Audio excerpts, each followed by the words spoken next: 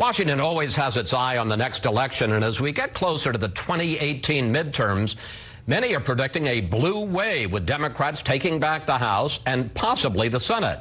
Joining us now, New York Congressman Joe Crowley, chair of the House Democratic Caucus, and the subject of growing chatter among Democrats as a possible replacement for Nancy Pelosi after the election. He's not going to like me saying that. Congressman, welcome back to Fox News Sunday. Thanks, Chris. Good to be with you. You just heard Larry Kudlow. What do you think of his arguments for potentially using tariffs against China? And if not that, how do you propose we stop their unfair trading practices? Well, Chris, I'm also a member of the Ways and Means Committee, and so I do recognize that there's a role for tariffs in our economy. But I think what really has been created here is a great deal more chaos. People really don't know what the president's plan or what Mr. Kudlow's plan is as it relates to China and the trade war that has now begun, or at least the initial start of that has begun. And I think that's left a lot of Americans with uncertainty about what this means for them. What should they do? If you're not going to use tariffs, how do you stop the unfair trade practices, the theft of intellectual property? Well, first of all, let me just say for the record that when it came to the issue of China, I did not vote for normal trade with China. I believe that they were not economically nor politically mature enough to be dealing with this on the far. And having said that, I think that's panned out to be true. But I do think we have to do this in a much more calculated way and with more of a plan. Let's have an understanding of what the ultimate goal is here. Is the goal to raise the price of products here in the United States or to lower the price of agricultural products here in the United States? What is the overall goal here? Because that's what some of the effect may very well be if China retaliates in this war. And where's it ultimately going? That's what we don't understand about this. Donald Trump won the presidency because he convinced a lot of voters, including a lot of Democratic voters in the industrial heartland, that he had a better idea for how to build the economy, how to get them jobs than Hillary Clinton did. Now Democrats are going into the 2018 midterms with what they call a better deal. Here is Nancy Pelosi on that. Democrats are offering a better deal, better jobs, better wages, a better future. A better deal is founded on strong values that we share, strong values fueled by fresh ideas. Forgive me, Congressman, but that sounds like standard Democratic boilerplate. So give me one fresh idea that Democrats are offering voters for November. Fresh idea? First of all, Chris, Donald Trump did not win by a lot of Democratic votes in the Midwest. It was fractions of a vote that actually are responsible for being president of the United States today.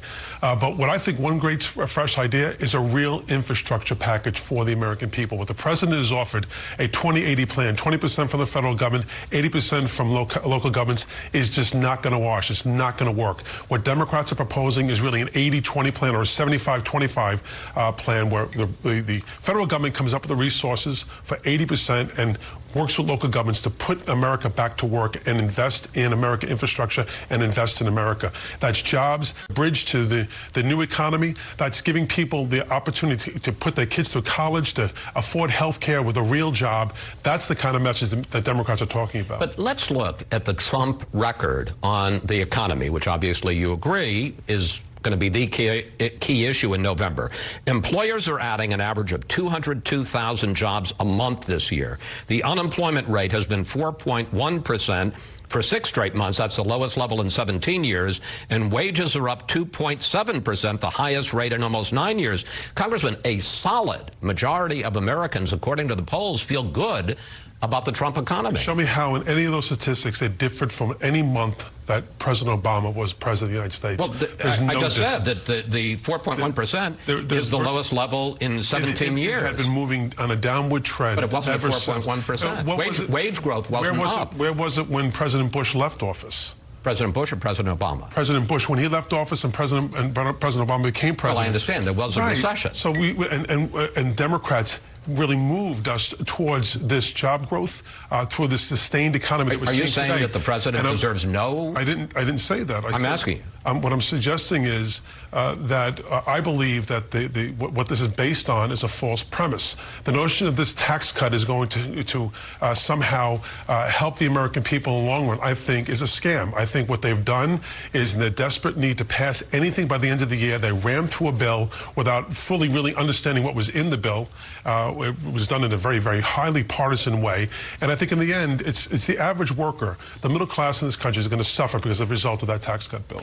Let's turn to another subject, immigration. The president has ordered the deployment of up to 4,000 members of the National Guard to the southern border.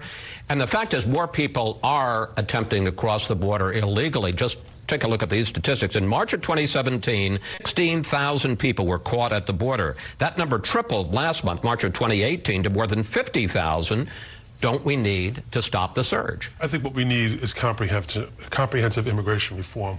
We've been talking about this for decades, and we just haven't seen it happen, not since 1986. What I think is interesting, go back to 1986, where you saw comprehensive immigration reform and comprehensive tax reform done in a bipartisan way. And why it was long-lasting is because it was done both Democrats and Republicans coming together. Here we have a very partisan approach to this. The president talks about building a wall, that Mexico was going to pay for it. Now he's putting troops down at the border, a very provocative move. But at the same time, it's not really solving the problem. But wait, you say it's a very provocative move. Barack Obama put 1,800 troops at the border. It was to some degree provocative, but not in the same breath that this president has done. What the verbiage, the language that our president has used towards immigrants in this nation is really, it's abhorrent to me, quite frankly. It's not representative of who we are as a nation. So this president making this move is different from any other president doing it, quite frankly. Let's turn to the midterms. President Trump says that your party is vulnerable in November. Here he is. Democrats haven't learned. They still think the loyal citizens who care about jobs and borders and security are deplorable. How confident are you that Democrats will win in November and take back control of the House? We're a long way from November. Let's be clear about that. But I'm confident that the American people want to bring balance back to the United States government. What they see right now is Republicans in charge of the presidency, the Senate, the House, and some would argue the Supreme Court. Every branch of government seems to be controlled in some way or facet by Republicans. But I mean, forgive me, that was what voters decided. Well, look, they have an opportunity here to change course and correction. That's the beauty of our democracy. The House of Representatives, every member of the House of Representatives is up for election this year, and a third of the Senate. So the people will have the opportunity to bring that back. We know that the first midterm election of an incumbent president, on average, sees 40 seats swing in the opposite direction.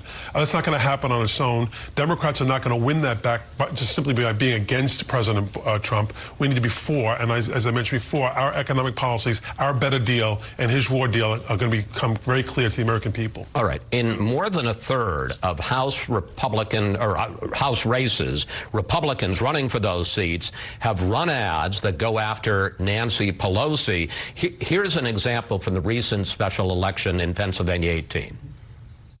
Connor Lamb is a Pelosi liberal.